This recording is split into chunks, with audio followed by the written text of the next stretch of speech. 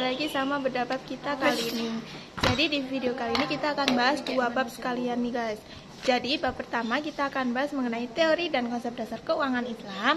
Dan yang kedua yaitu kerangka pendekatan ekonomi moneter Islam. Oke, jadi di bab yang pertama ini akan dijelaskan oleh saya, dan yang bab kedua akan dijelaskan oleh Mbak Mega. Oke, jadi yang pertama yaitu teori dan konsep dasar keuangan Islam. Nah, dalam teori dan konsep dasar keuangan Islam ini terdapat beberapa poin penting nih. Yang pertama yaitu ruang lingkup keuangan Islam. Nah, dalam praktiknya keuangan Islam ini tentunya didasari oleh beberapa akad nih. Akad-akad keuangan Islam itu disusun oleh beberapa elemen penting, diantaranya yaitu pihak-pihak yang bertransaksi, bentuk akad, dan juga objek akad.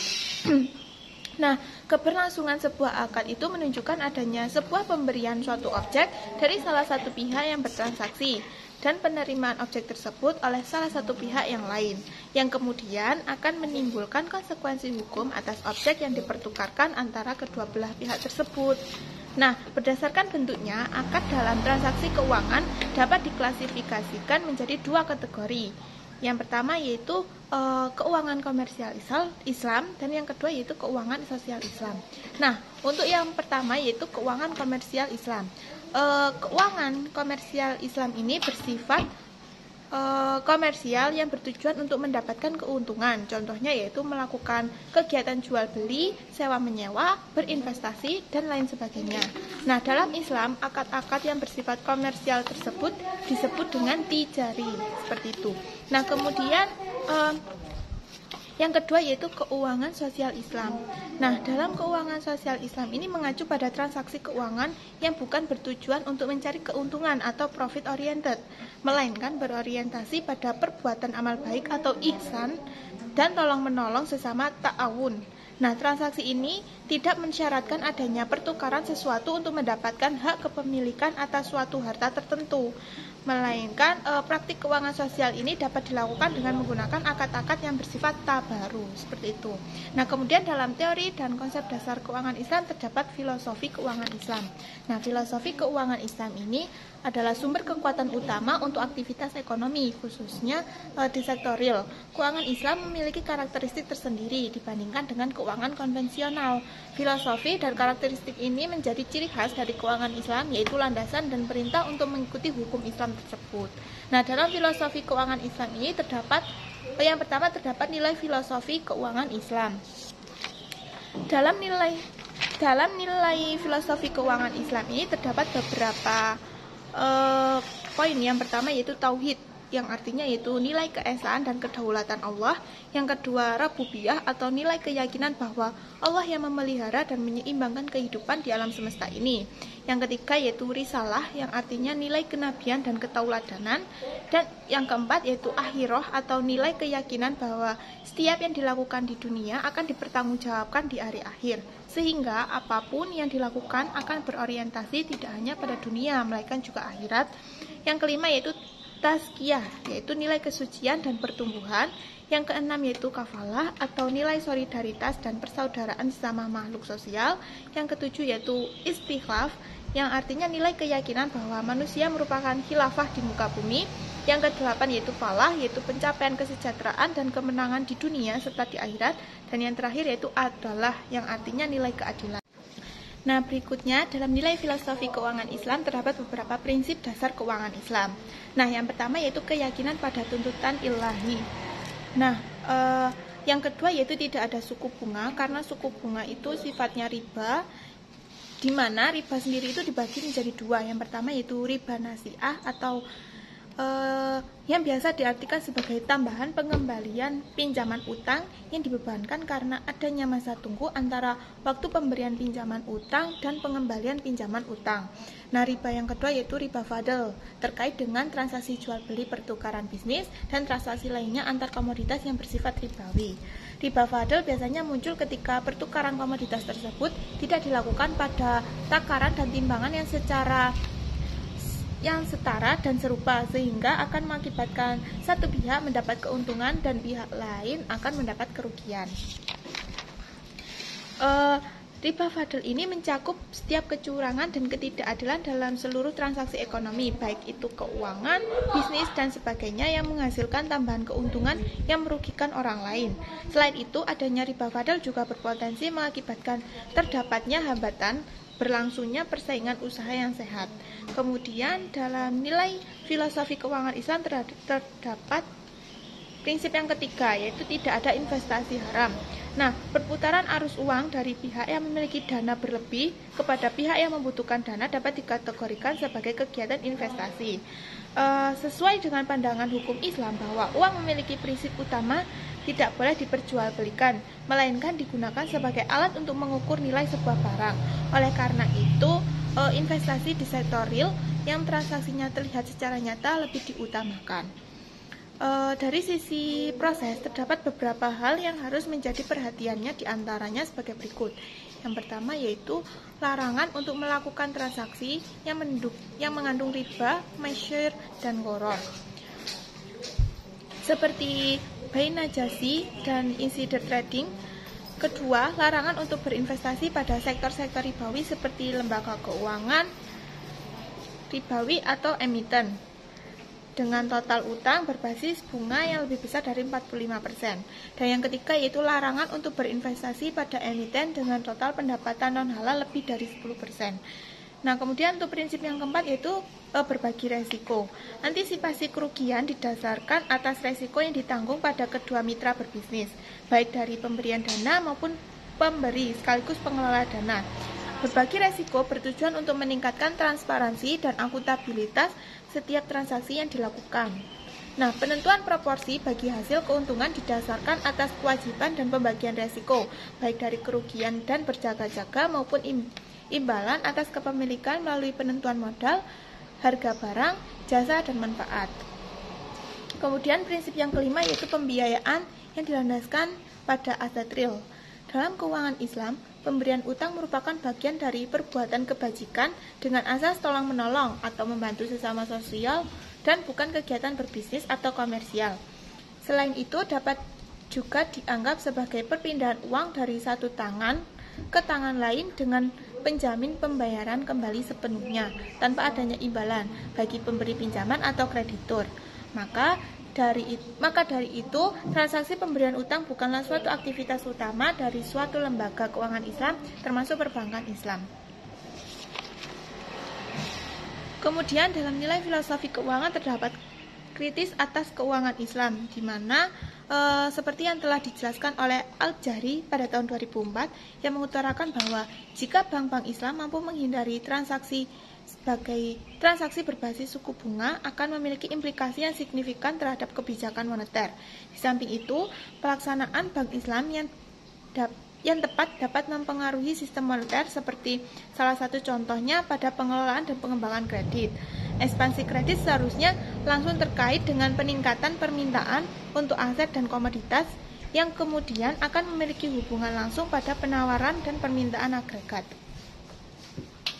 Dengan kondisi seperti ini, pembiayaan kredit dan lembaga keuangan Islam seperti Bank Islam akan mampu meningkatkan pertumbuhan ekonomi dan mengurangi inflasi.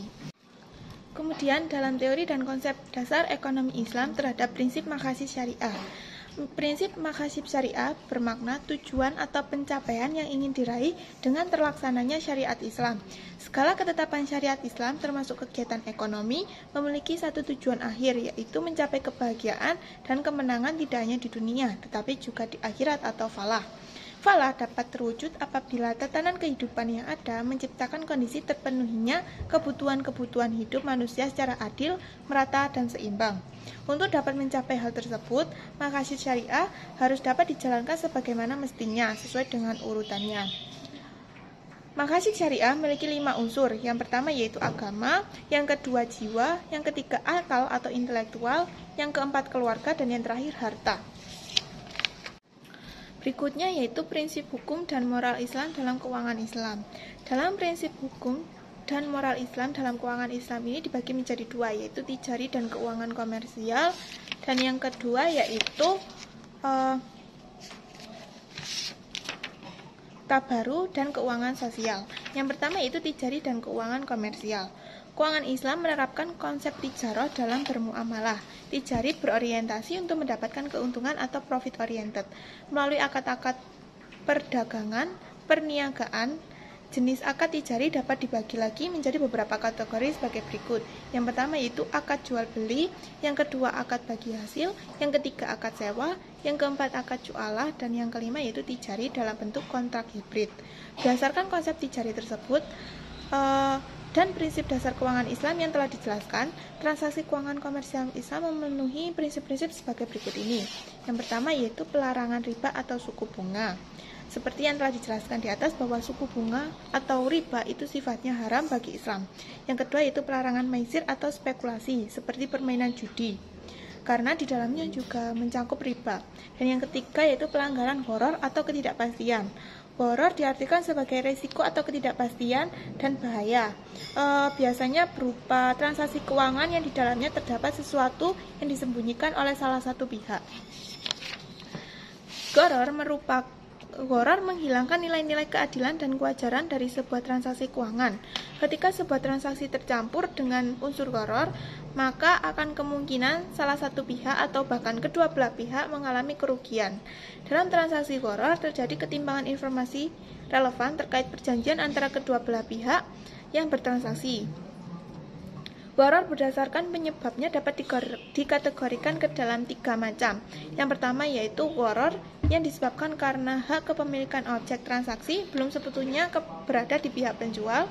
Yang kedua yaitu gharar karena ketidakcukupan dan ketidakakuratan informasi terkait segala hal yang berkaitan dengan transaksi, yaitu karakteristik nilai, jenis, kualitas, dan kuantitas objek. Dan yang ketiga yaitu gharar yang disebabkan oleh adanya ketidakjelasan akad atau perjanjian, salah satunya yaitu menggabungkan dua harga dalam satu kontrak yang sama. Kemudian prinsip yang keempat yaitu pelarangan penimbunan. Pada hakikatnya Allah telah mengatur bagaimana kepemilikan harta manusia. Salah satunya yaitu Allah melarang manusia untuk menimbun harta atau menumpuk dan membiarkan hartanya menganggur, tidak mengalir serta tidak produktif. Sehingga harta dalam konteks tersebut dapat berupa uang atau modal lain seperti tanah, lahan, dan bangunan. Kemudian konsep yang kedua yaitu tabaru dan keuangan sosial.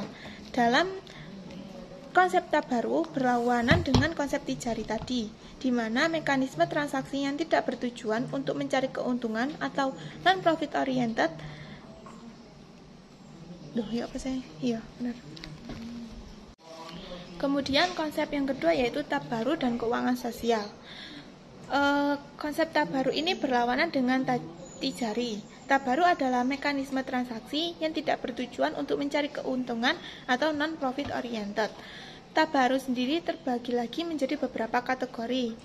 Yang pertama yaitu akad dengan mekanisme pinjaman, yang kedua akad dengan mekanisme titipan atau yang biasa disebut dengan wadiah, yang ketiga akad dengan mekanisme tabaru atau mekanisme tersebut mempunyai ciri khas tersendiri. Akad ini terdiri dari wakalah atau perwakilan, hawalah atau pengalihan utang, dan rohan atau penggadaian, dan kafalah atau penjaminan. Dan yang keempat yaitu akad dengan mekanisme tolong-menolong. Tujuan dari mekanisme ini yaitu untuk berbuat kebaikan kepada sesama demi kesejahteraan sosial atau social oriented. Dalam tabaru dan keuangan sosial terdapat kewajiban zakat, di mana zakat merupakan bagian dari rukun Islam, sehingga wajib hukumnya bagi setiap muslim untuk menunaikan zakat. Zakat memiliki dua dimensi, yaitu dimensi ibadah bagi diri sendiri dan dimensi sosial ekonomi dalam rangka mencapai kesejahteraan sosial ekonomi bagi masyarakat yang membutuhkan. Zakat memiliki karakteristik tersendiri. Yang pertama yaitu terdapat periode waktu tertentu untuk membayar zakat. Yang kedua yaitu untuk jenis zakat harta, pembayarannya dilakukan ketika sudah mencapai batas minimum harta atau nisab dan telah mencapai waktu minimal kepemilikan harta atau haul yang biasanya 1 tahun.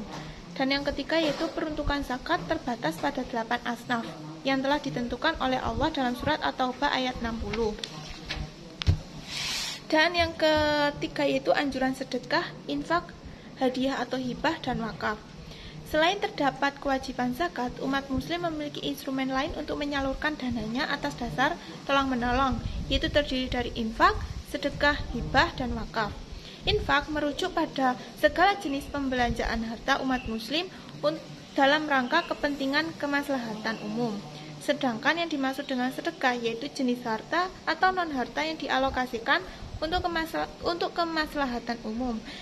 Segala bentuk kebaikan yang diniatkan di jalan Allah dapat dikategorikan sebagai sedekah. Selanjutnya yaitu wakaf. Menurut Undang-Undang Nomor 41 Tahun 2004 tentang wakaf, wakaf merupakan pemisahan atau penyerahan sebagian harta benda miliknya untuk dimanfaatkan untuk periode waktu tertentu atau selamanya dalam rangka kepentingan ibadah dan kesejahteraan umum sesuai dengan hukum syariah. Dan yang terakhir yaitu implikasi hukum dan moral Islam dalam aktivitas ekonomi dan keuangan Islam. Yang pertama yaitu implikasi hukum muamalah tijari. Bermuamalah dengan akad tijari memiliki tujuan utama untuk mendapatkan keuntungan. Hal ini tentu diperbolehkan dalam Islam selama kegiatan yang dijalankan menerapkan akad-akad yang halal dan sah dan menghindari unsur riba, gharar, maisir, serta tidak melakukan penimbunan harta kekayaan. Selain pelarangan riba, ekonomi Islam pun melarang unsur maisir dalam aktivitas ekonomi dan keuangannya. Penerapan unsur maisir utamanya akan merusak sistem terbentuknya harga dan adil dan wajar.